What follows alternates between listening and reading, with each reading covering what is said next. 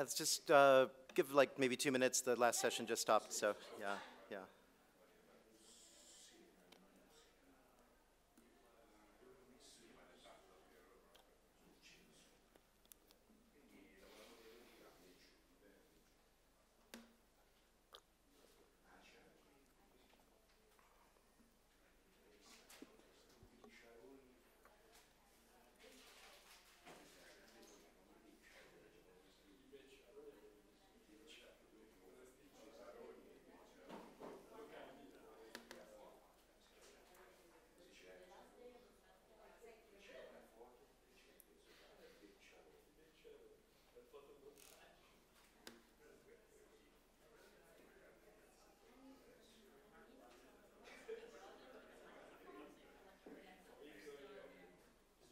Yeah, yeah, great, thank you. Should I start? Should I start? Okay, okay. Because it's actually quite late, so yeah, but, okay. Okay, well, let's start. Hi, welcome. I'm gonna be speaking first. My name is Csikszentmihályi. I'm currently based in Madeira in Europe, but I'm obviously American. I kind of came into contact with journalism first when I was at MIT and started a Knight-funded center called the MIT Center for Civic Media. And I've always been working on technologies and society, technologies and politics in different kinds of ways. We came up with this panel partly out of self-interest, so, but we're not going to try to use you. But we're basically trying to start a center in Europe that's focused on next-generation technologies that take into account the social and the political and communities and things like that. A little bit based on some of the work that some of us have done at Harvard Berkman, MIT Center for Civic Media, and other places. And so what we're doing this panel about a little bit is thinking about, hopefully with you, what a next generation of technologies should incorporate, given the kind of space that we're in right now. So this idea that almost everything is broken in technology at the moment, from security and encryption to disruption of things like Facebook and social media. How can we avoid the sort of pattern of developing these technologies which then cause, significant societal disruption, have great aspects of them, but then also great costs? And so that's a little bit of what we're trying to think about, is how to better put in successful values of society into the next generation of technology, rather than kind of following what's easy to make or what's easy to sell advertising on. So I'm going to start by very quickly giving a few of Facebook's mission statements. So in 2006, Facebook is an online directory that connects people through social networks at schools. In 2008, it was Facebook is a social utility that connects you with the people around you. So it's interesting that it went from an online directory, which kind of describes the technology, to now a social utility, but still kind of focusing on the technology. In 2009, Facebook gives people the power to share and make the world more open and connected. In 2009 also, to give people the power to share, and in 2017, it's become to give people the power to build community and bring the world closer together. And I'm sure that's been all of your experiences of Facebook all the time.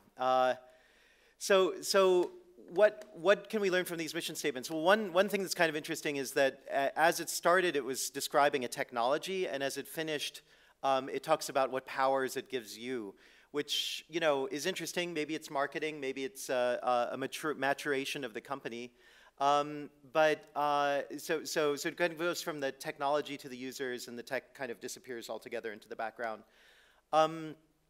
What concerns me about the last mission statement, this idea of building community and bringing the world closer together, is twofold. First, community is a very complicated thing, and it's a word that gets used a lot, and few people pause to really define what they mean by community. My own experience at MIT and working in various technology areas is that technologists and people involved with the internet generally define community as a community of interest. So like furries, or people in a city who need to buy a ladder, right? So it's these affiliations based on interest, which is not actually what geographic communities are like at all, right? Geographic communities are people struggling for shared resource, struggling for their share of resources that are fixed. Communities are people, not wanting neighbors to play music loud.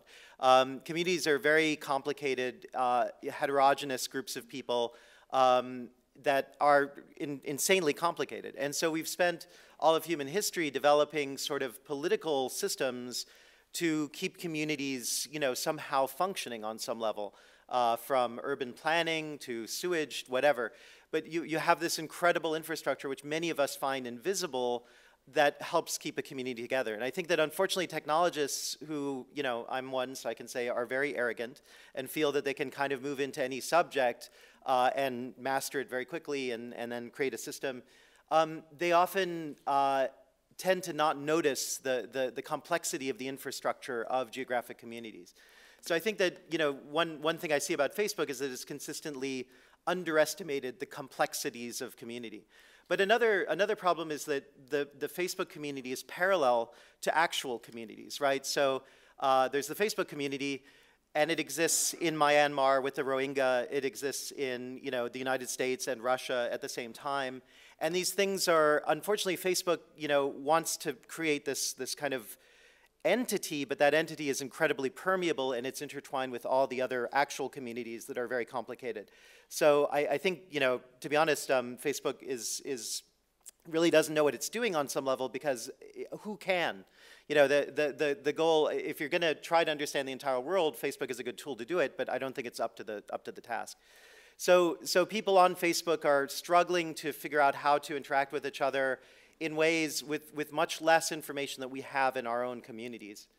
And then finally, I'd say that my concern is bringing the world closer together, because unfortunately, when you study the history of technology, you realize that over and over, people believe that bringing the world closer together is going to cause peace or people to understand each other, but it really rarely happens. So I'll tell a quick story about Alberto Santos-Dumont. Does anyone know who he is? So in a lot of the world, he's the guy who invented airplane flight, not the Wright brothers. So he was a Brazilian who lived often in between Paris and Brazil, and he actually did build a successful airplane that flew significantly longer than the Wright brothers' first flights for the first couple of years. What he didn't ever do is figure out how to control for yaw, so the airplane would kind of start going like that and then eventually crash. But he was more successful than the Wright brothers for a long period of time and earlier. He also built dirigibles, and he had this great fundraising strategy. If anyone was at the funders panel this morning, it didn't come up. But he would often crash his dirigibles on the property of de Rothschilds in the suburbs of Paris, and they're like, huge estates. And then they would offer him tea, and he would convince them to give him money for his next flying machine. And, well, it did crash in your apple tree. So he was a very, very interesting guy, and he was absolutely convinced that the invention of airplanes would end war, because people would be able to travel and see each other and meet so quickly that there was no chance that war would ever exist. Sadly, he committed suicide in Sao Paulo when he was, this may be a little apocryphal, but he did commit suicide in his hotel room in Sao Paulo. The story of his nephew is that they were having breakfast together, and he heard the army bombing a constitutional revolution that was happening in the kind of the favelas of Sao Paulo, and he excused himself, went up to his hotel room and committed suicide. I'm not saying that that's what's going to happen to Mark Zuckerberg, but I think the question is, what is it about this idea that somehow bringing people together will help them understand each other? So I guess what I want to say out of this first section is governance and understanding that governance is an important part of a community is really important. It's what allows a community to function. And one of the interesting things about Facebook is that it doesn't allow people governance, right? We're kind of in their space, and governance isn't permitted in a particular kind of way. So I'm much more interested in the model of places like Reddit, where you have these different communities that set up their own policies and their own rules, and then you can join or not join those communities based on it. So that's one half. The other half, I'm going to go to another place, which is around one of the things that journalism has often been really good at. Well, actually, let me back up and say that one of the nice things about journalism is that it embraces this idea of opposition, that communities aren't happy-clappy and that everyone gets along together. I mean, if you think about what you read in newspapers in geographic communities, they're always talking about problems. They're talking about, you know, communities not getting along. They're talking about governance failures and things like that. And journalism is, in fact, a mechanism for keeping a community together on some level because it's exposing and giving, you know, giving time to that kind of question of governance and self-reflection. And I think that that's, again, something that is a kind of a critical device that is often left out by technologists. It's something that technologists are beginning to see as more and more important.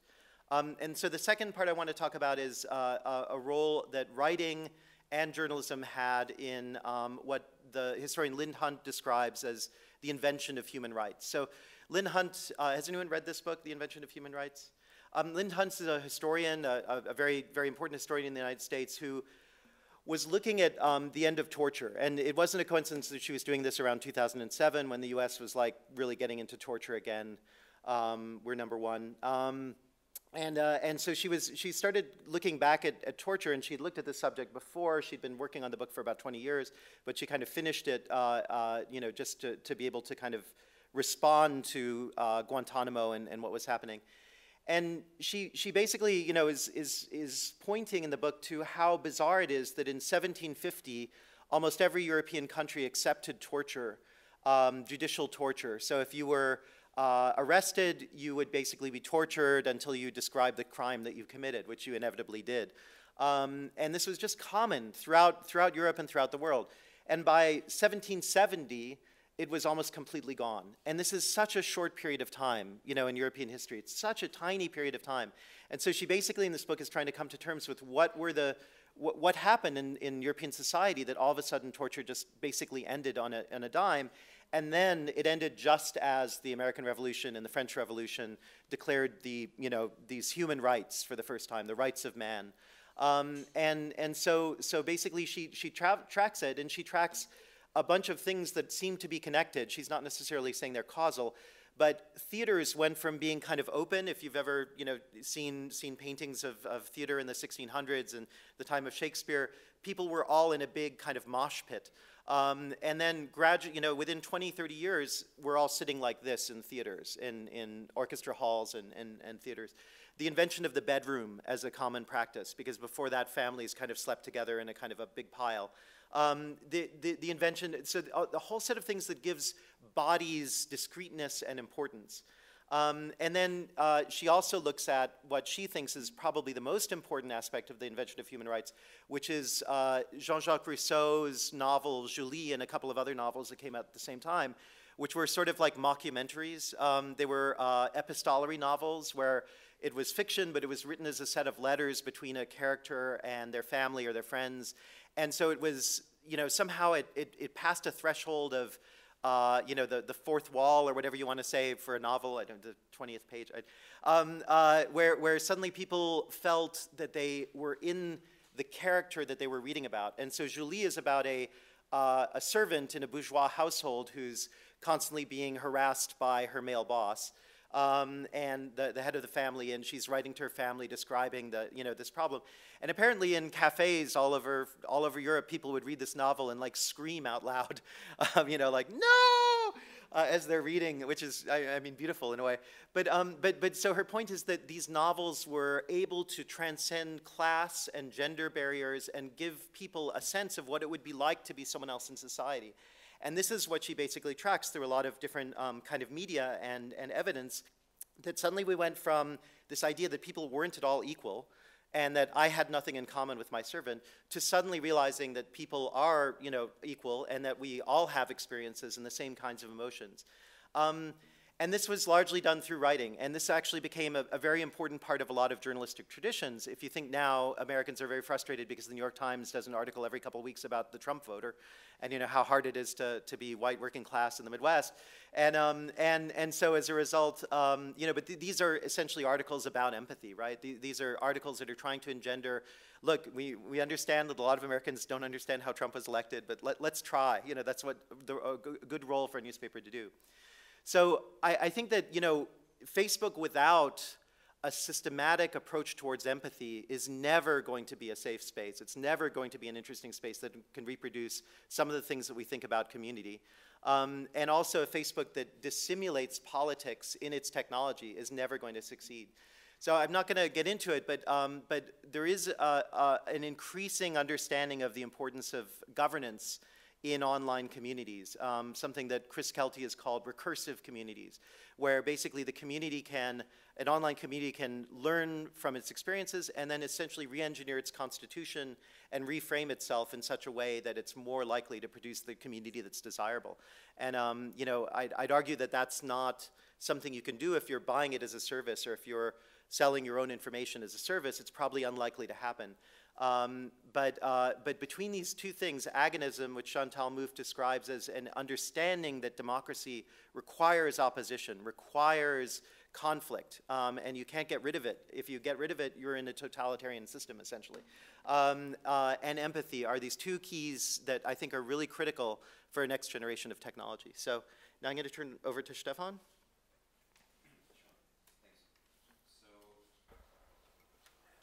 So, hi, and thanks for coming.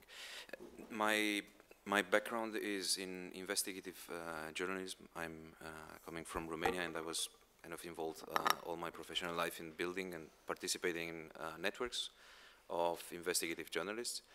And I want to talk a little bit about the totalitarian systems that we built ourselves. And we had no idea what we are building. So, at the beginning of this year, I was reading a news from the US that was showing that major newspapers printing was disrupted by a virus, and I read that a virus affected the publication infrastructure, the printing infrastructure of LA Times, but because these companies use a platform printing system for a lot of other newspapers. I think New York Times was affected, Tribune, Chicago Tribune, and a few others. The virus that affected the platform of one paper affected the distribution and the printing of all the other newspapers. So the platform as an architecture was kind of adopted happily by journalists and investigative journalists specifically working in networks, and without many questions asked. And I've been witnessing how this evolution kind of changed the way we did journalism and we worked together. So I wonder how many in this room work as journalists with other journalists in whatever form of platform, and how many of you, if you had the chance, would actually download the communication and check the communication of your colleagues, or would, if you have the technical opportunity, if you would try it, and if you had the technical opportunity of looking at all their search profiles and all their activity of online, if you would do it, because that is technically possible. Very easy, but a lot of the journalists involved in this kind of work and collaborations, they don't know it, and they say they don't care because they have nothing to hide. So let me give you a few examples about let's say, the early days, and show you how I think we got into this from my perspective. So 2 decades ago, journalists like me would run away from mainstream media or from the news industry, trying to create new approaches to journalism, saying that the news industry has built-in limitations because of the advertisement model, because of the need to be fast and not go too much in depth, the need to not to spend too many resources on journalism and so on. So, like myself, other journalists were starting to go outside and build new organizations, usually in the non-profit realm, but some in the commercial area as well. And we were experimenting with different forms of journalism. Colleagues from different countries would bring different views and styles of publication. So for instance, we did with journalists in Eastern Europe. In the early 2000s, we started looking at publishing not only stories, but also databases. We looked into publishing the databases about the top 100 organized crime people and their businesses and their entourage and their other businesses and so on. So that could be a tool for other journalists to use. Also thinking that the language is an issue because you cannot translate a resource in all the languages around. But a structured database with all this information would be easier to use for other journalists. Or styles were different. I mean, if you look, if you were reading a story in Romanian or Russian, it would be like a soap opera compared to a story that was coming from the US that was clean and had the facts very short and in a specific order, where the Eastern European style, I think, was very into playing with words and implying stuff and giving a lot of attention to details and context that was not understandable outside of a specific culture for a reader. But this was still possible, and there were differences, and they coexist sort of.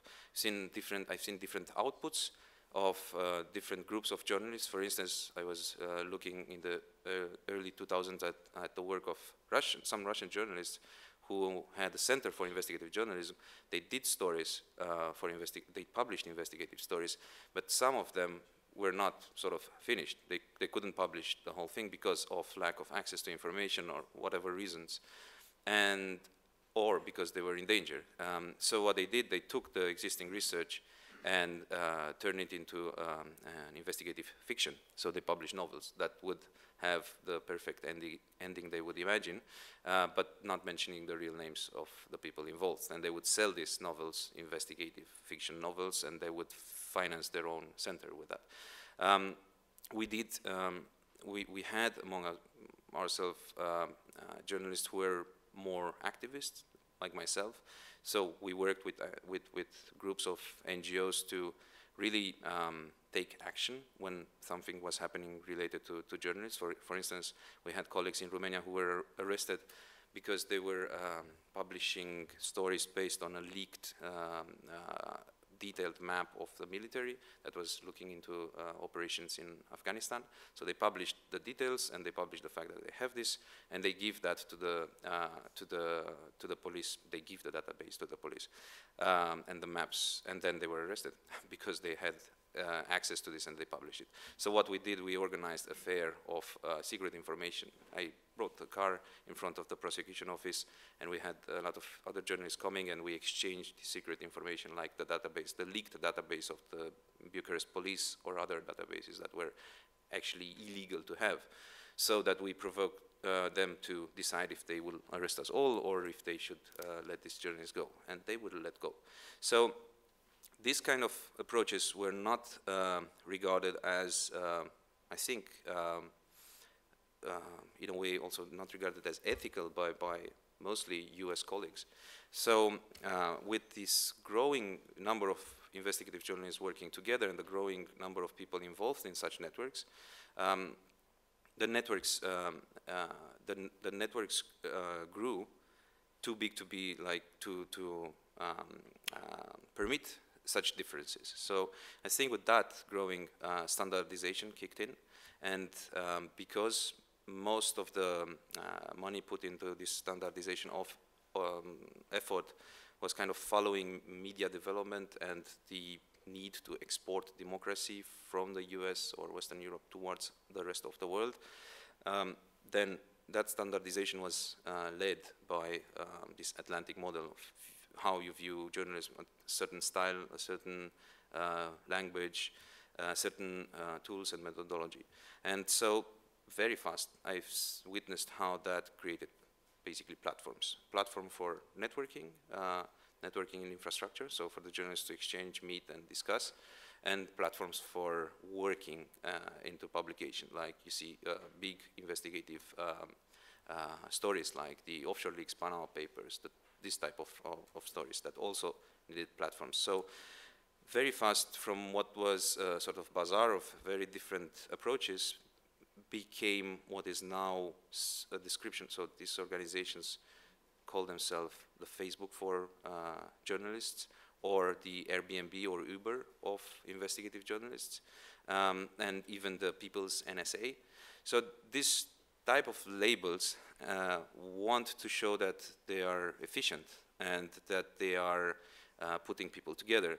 But they really are what they say, because the technology they use is not being developed with discussing how it should be developed. It's not being developed while discussing the values of that technology, but it was imported from other sources, and that technology was developed with totally different use cases in mind. So now what you have technology that can be very easily transformed into surveillance tools on the journalists that are using it, and also you have this platform type of total control. A few people controlling the access to the platform and controlling the behavior of people on the platform. And with the network effect, all the people coming into these honeypots are actually empowering a few nodes who are running the show. So now, what is expected in this new environment is that the people who participate, the journalists who participate in this, should actually be docile, grateful that they are inside the systems, and all together play into a sort of total harmony that doesn't like criticism, doesn't like self-reflection, and should basically should not even touch the idea of values in the technology and the governance, the way of governing such groups. So yeah, maybe I pass now to you, and we still open things for discussion and questions afterwards. Okay, great. President Obama gave a speech today in Berlin just a few hours ago, just not so far away from here. And he said, you can organize a community if you don't have a community. And I think that's part of the problem that we're facing now in some of these platforms, that we believe we have a community, but it's not. It's too big, too global, and a community is something that is closer, even if it's not in space, at least in interest, at least around something. And that's the way that you can actually organize or manage a community. And probably the beginning of social media was better because it was also more niche or smaller and more built around group of interest. I'm Maria Ramirez. I'm the head of strategy now of El Diario, which is a small independent news outlet in Spain. And I'm also the co-founder of Politibot, which is a chatbot, a good bot, that talks about politics every day in Telegram and Facebook Messenger. And I was a correspondent for a long time in the US and in Brussels. And I remember just not so long ago, 10 years ago, when Twitter and Facebook were actually good tools to find sources, to connect with interesting people, even a place for empathy. And even just 5 years ago, I was in a startup in Spain called El Español, and we published a story about a survivor of an earthquake in Nepal who was looking for his girlfriend in Nepal, and it was a very emotional story. He finally found the girlfriend and everything sort of had a happy ending. And we put it mostly on Facebook. We distributed on Facebook because we didn't have a proper website yet.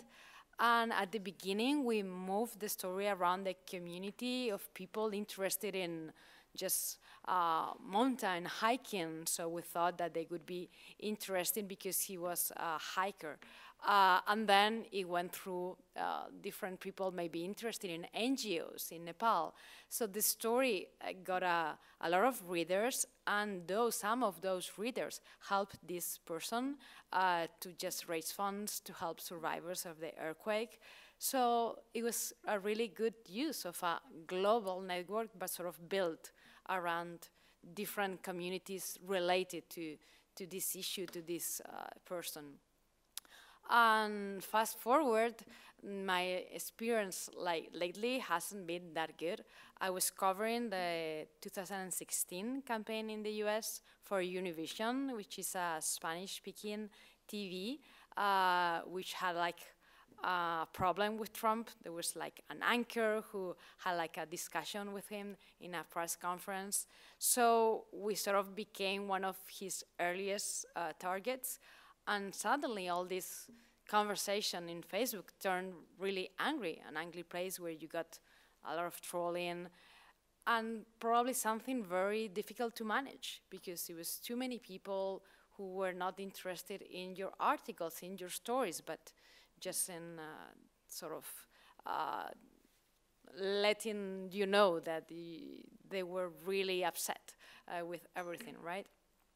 So all of this, I guess, that makes me think that a way what to do next is like maybe to try to recover some of the spirit. I don't know, in Facebook, or maybe it's just other social networks that are still maybe in our future that work in a different way. But the idea of trying to just work around smaller communities, even in a larger network, I think that makes more sense than we have now. The chatbot that I mentioned, Politibot, is a small project in Telegram, which is not as massive as Facebook, and also in Facebook Messenger. And also Facebook Messenger is a smaller, close thing that Facebook has. And it's sort of messaging, conversation around politics. And we don't get any trolls. It's true that it's like a way to distribute content in a more conversational way, but I think part of the explanation is that it's a closed environment. And of course you can do bad things in a closed environment too and still like distribute hate and not empathy at all, but maybe it's a safer place if you wanna do good from a news outlet perspective, from a journalist perspective. And I think it's something that we could explore more, at least journalists, the ones who are trying to navigate this very complicated environment. And we have a really big interest in still trying to manage at least our community, our communities, which usually are also not small, or we don't want them to be small. Some of the issues are big, but some are small. Around language, maybe it's not okay to call followers or friends. Maybe they are not your friends. Some of them, yeah, but others. And like the idea of following people, following news outlets, or following organizations, maybe is not as good as, well, maybe at more distance in some way. So it's difficult, but I still think that we can try to manage this. We were talking about this before, maybe breaking these social networks into smaller pieces, or having new ones that are more manageable, smaller, built around community. I don't know if you want to add something around that, or maybe we should open to questions. I think we should open, but would you reveal the secret about Politibot? Well, it's not a robot, it's not a bot, it's a human person. So that's the secret. In the end, it's just journalists writing the messages, writing the conversation. So that's why it works. It's not artificial intelligence, magic words just going around automatically. And I think that's the value too, that still a person, a journalist, is producing this conversation. So I think we wanted to just ask, is anyone here really a robot? No? Okay. Good. Trust you on that. So I guess, you know, there's a few different ways that we could kind of start a conversation, but I guess one thing that I would like to ask is, you know, rather than talking about how we're, you know, interacting with or using existing social media in our work, I guess what I'd like to ask is for people to try to be a little bit future-looking and try to imagine what they would like to see. And maybe that's a little bit vague, but you know, I think it's possible. It may take a little while to think about. But so, first off, any questions? And in the meantime, think about what you would like to see in a kind of a next generation of communications tools and technologies. But any questions for now? Hi. Well, first, thank you very much for this very interesting view. Thank you. I am from Peru, but I'm now living in New York and studying some courses on media. And I actually searched on Politibot, and I looked that you had some sort of a version of Politibot in Chile to cover Chilean elections. I'm not sure if I got that right, but talking a little bit about the future, I wanted to ask you what were the impressions or the feedback you were getting in general of Politibot, and maybe in particular in these elections in Chile covered there, because that input, that feedback for sure can lead you to think what is people feeling now and how could this work in the future, if this could be something that could scale and that could be replicated in other countries. For example, I would love to have something like that for next presidential elections in Peru in 2021, because I think more tools, apart from Facebook, that many times is contaminated with a lot of fake news and very ultra polarized, and nobody wants to listen, nobody. I think this could be realistic avenues to navigate also. Thank you. Okay. Yeah, actually, we have a Chilean cousin of Politibot because we built a platform, and a way to sustain Politibot was actually to sell the use of that platform. So a group of Chilean journalists bought our platform, and they use the same kind of conversation, the same kind of interaction to cover the Chilean elections. The content is done by them, but they use our little Politibot. And so the feedback we got from their experience and also our experience covering elections in Spain and in the US is that people mostly want really easy explanation, very basic explanations about everything. Sometimes we journalists, I think, presume that people know more and also are very like opinionated. So both things, I think usually if you don't get that opinionated and you go to the basics, that's good. And also we tried that with Politibot, a little experiment, asking people about their views on a certain issue. And when they say one thing, we would send them an article defending the opposite view that they were maybe saying, for instance, around the referendum in Catalonia, of independence in Catalonia, so very controversial issues, like are you in favor of against independence? Or are you in favor against gun control, something quite hot topic? And we would find an article that it was like a thoughtful, really well explained point of the opposite view. I sent this article to the reader, and they really welcome the feedback. Maybe they didn't change their views, but they like reading like different views if they were well chosen. So yeah, I would say like conversational, informal, basic, and sometimes trying just to go like to try to inform people about opposite views. So yeah, that's some of the things that we learned.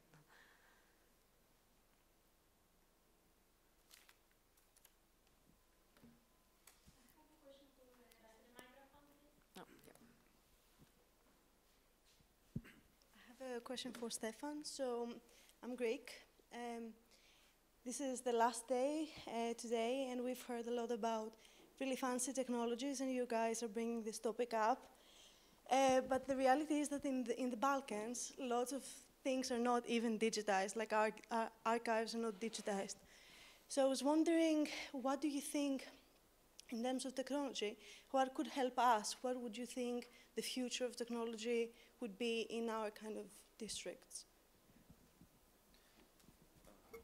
Wait, I'm not a fortune teller, so I don't know what to say about that. Where you come from? What country? Okay, I mean,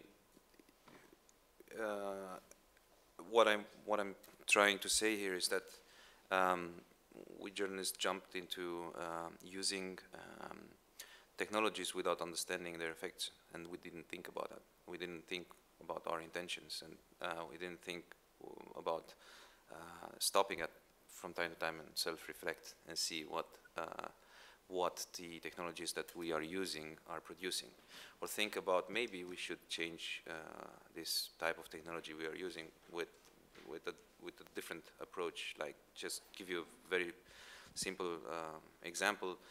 We build our own tools sometime. The journalists I work with, networks I work with, and one of them is it's software to process, index, and make large sets of data searchable for journalists. And at the very beginning, when we started to build that, I was talking to the developers, and I said, I don't want search logs to be kept by this software. I don't want search logs that would inform anybody about anything. So we don't deal with that at all. And that, of course, makes some journalists not happy because they cannot see their own search history. But when I explain them, you want to choose between that and giving the chance to any sysadmin to see all your search history, and maybe use that or reuse that or police you about why you search this or that. People understand, and they say, okay, I will find different other ways to keep a log of my search history. So I'm trying here to say I don't know what the future brings, but it will surely be different if you put some intention in what you want to build and use.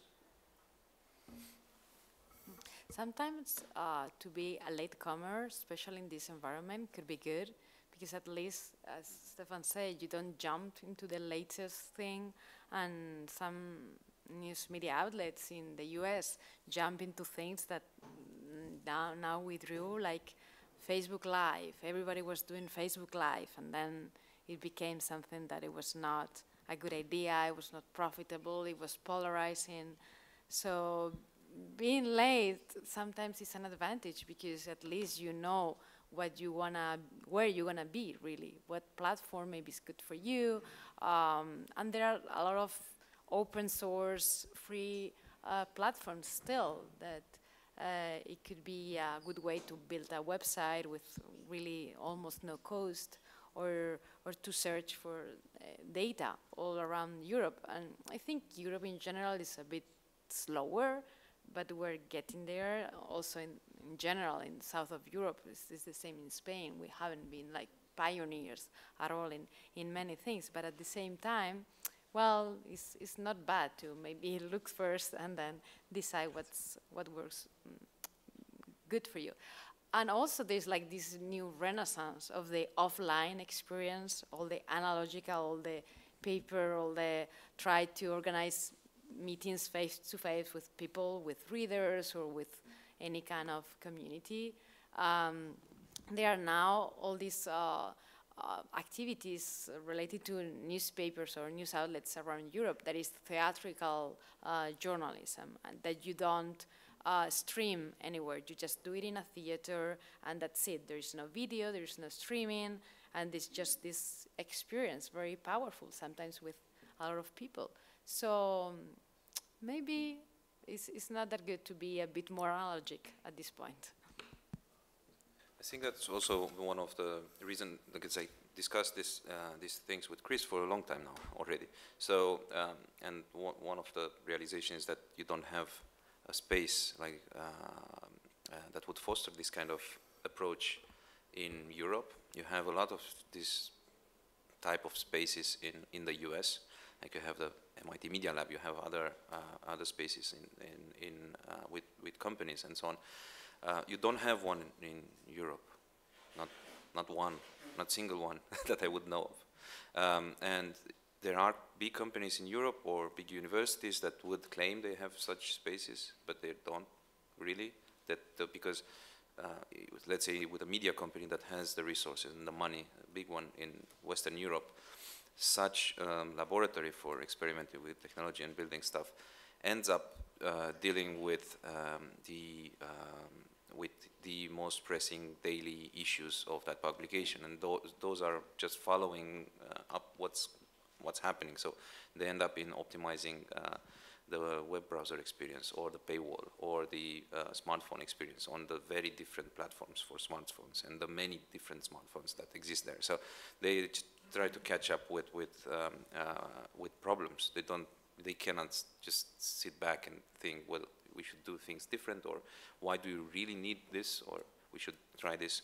I work since 3 years now with a network called European Investigative Collaborations, ICE, and we have a pretty big media in the partnership. And at the very beginning, when I start building this, co-founding this, I was start doing this with Der Spiegel in Germany. So the first question I had to all the media partners we were reaching to was, what type of technology do you use to share information between the journalists? What type of technology do you use to make your archive searchable or to make documents searchable? And there was none. And so, I mean, even big newspapers used Google Docs, and they had, some of them had the financial possibility to buy something existent, like for paying the license for a year or so, but that was in no way usable for a larger group of people. Like we had 100 journalists at some point working together. If you had to pay the license for all the 100 people for a year, you cannot afford that. And also they didn't have the internal capacity or skills to produce this, because everybody was involved in the daily operations. So that is a systematic problem, I think.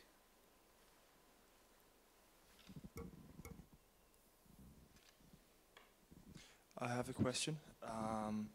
I'm studying digital media culture in Berlin, and I want to ask you, what do you think about the fact that social media platforms like Twitter became a platform for the political discussion? Because in Germany there was a big, or more like a middle big thing, that one guy in politics decided to delete his account because he realized that the way he is able to communicate on Twitter got a big impact on his opinion, and especially on the way he is communicating. And what do you think about that? The communication as well between politics, and also the fact that there's no one between the politician and the normal people, like journalistics. What do you think? Yeah, we've seen that in the US too, right? So the most powerful tool for Trump is Twitter. And it's true that one of the main, and also Bolsonaro, he was in Brazil very active on WhatsApp, but now he's sort of moved to Twitter. And the good part could be that, well, actually politicians, as everybody, could have more, as journalists could have more contact with people online, and that could be okay. But the problem, especially with politicians, is that without the context, without someone actually saying, well, this is true, this is not, they have this really powerful tool with no checks, right? So I think it's one of the challenges also for the social networks, as Twitter in particular, because some of the speeches and of the most hateful speeches of some of the politicians, actually, if you look at their terms, are violating the terms of use, but still they don't dare to go there because they are so much prominent figures, so powerful politicians that they really don't go there. And I think also the awareness of what's happening, at least there's a conversation about that, and that's good, but probably it's just reaching a part of the voters who are part of the population, and that's really troublesome. I mean, as journalists, we can try to do our work, and there are many initiatives around fact-checking and disinformation, and some of them are working. And for instance, in Spain, we have an election now, a snap election, and there's been like a really continuous work of journalists and fact-checkers to try to fact-check what the politicians are saying in real time. And I was just talking with a fact-checker, and she said, well, actually we have noticed that since we started this, they are sort of toning down a bit their lies. They're lying a bit less because we're exposing them. And in the end, even politicians, maybe they want to manipulate a bit, but to be called liars with all the facts, all the figures, maybe in the end is not such a good deal. So it's difficult, but there are ways at least to try to tone down some of this lie spreading and manipulation, and that's what we can do. I mean, I think the journalists have more challenges now, but that's the world that we live in, right? I have more ideas. I feel a little responsible because when I was at the Media Lab, one of my students did a project for activists, basically, called Text Mob, and it was a time kind of after the battle in Seattle. The Bush administration was putting a lot of energy into preventing street protests or any kind of demonstrations with a lot of technologies, including like Stingray to tap people's phones in real time, these kinds of things. And so my student was thinking, well, okay, so the 2004 Republican National Convention is going to happen in Manhattan, and cell phones are a big thing now. What if we built a communication channel for protesters over cell phones, and then the police couldn't tell if someone was someone from Wall Street or a protester? The police were really targeting things like the hard drives of indie media they would seize before an event, or the walkie-talkies of organizers. So he said, let's just do something using SMS. And so he worked on it in 2003 and launched it in 2004. And it worked really well. Protesters were remarkably effective with it. They were bypassing a lot of police tactics that had worked before. Like when the police try to stop a protest, like cut it in the middle and then just channel it in two different areas. Immediately everyone in the march could get the information at the same time. But then the Wall Street Journal did a story about this, and they went to the phone companies and they said, can you, do you support the fact that your network is being used by these protesters? And so one by one, three of the four phone companies, big phone companies, switched off. They basically started blocking our traffic. And so my student then put out this request to the Ruckus Society and a couple of other kind of, tech organizations that are slightly anarchist, and said, can someone help me build a proxy? And the guys who helped him build a proxy got the system back on, so that within like 24 hours we were serving 90-some% of the messages again.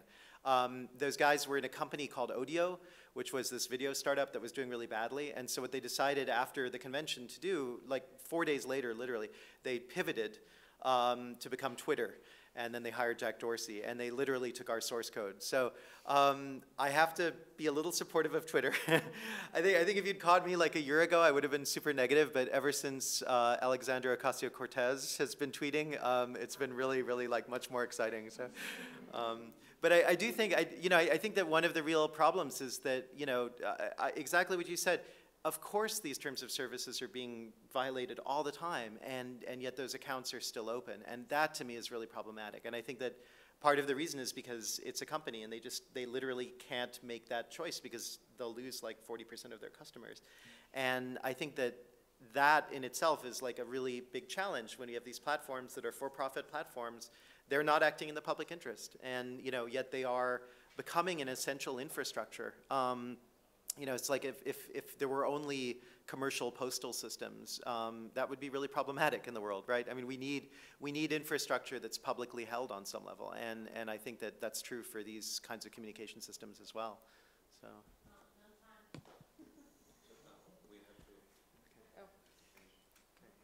Can continue here. Yeah. Thank you. Thanks.